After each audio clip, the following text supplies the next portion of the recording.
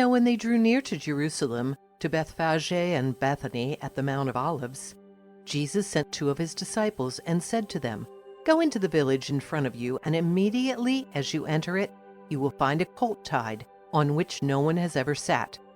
Untie it and bring it. If anyone says to you, 'Why are you doing this?' say, 'The Lord has need of it, and will send it back here immediately.'" And they went away and found a colt tied at a door outside in the street, and they untied it. And some of those standing there said to him, "What are you doing untying the colt?" And they told them what Jesus had said, and they let them go. And they brought the colt to Jesus and threw their cloaks on it, and he sat on it.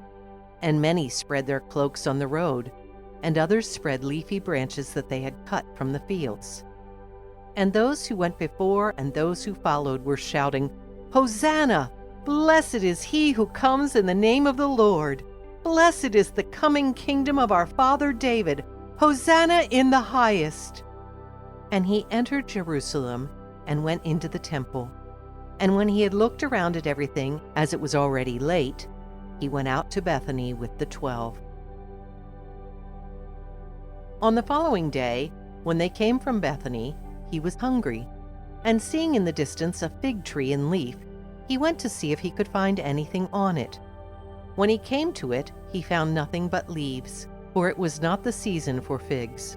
And he said to it, "May no one ever eat fruit from you again." And his disciples heard it.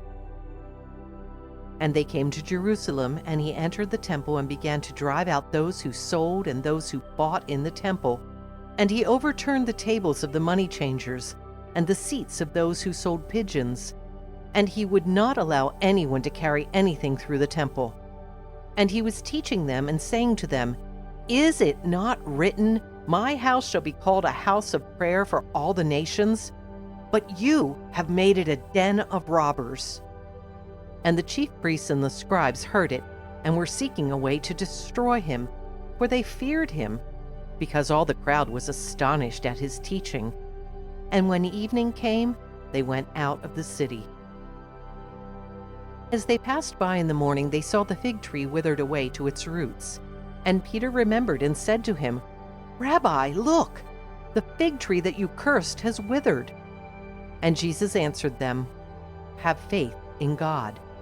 Truly I say to you, whoever says to this mountain, 'Be taken up and thrown into the sea,' and does not doubt in his heart, but believes that what he says will come to pass, it will be done for him. Therefore I tell you, whatever you ask in prayer, believe that you have received it, and it will be yours. And whenever you stand praying, forgive if you have anything against anyone, so that your Father also who is in heaven may forgive you your trespasses." And they came again to Jerusalem, and as he was walking in the temple, the chief priests and the scribes and the elders came to him. And they said to him, "By what authority are you doing these things? Or who gave you this authority to do them?" Jesus said to them, "I will ask you one question. Answer me, and I will tell you by what authority I do these things. Was the baptism of John from heaven or from man? Answer me." And they discussed it with one another, saying, "If we say from heaven, he will say, 'Why then did you not believe him?' But shall we say from man?" They were afraid of the people, for they all held that John really was a prophet. So they answered Jesus, "We do not know." And Jesus said to them, "Neither will I tell you by what authority I do these things."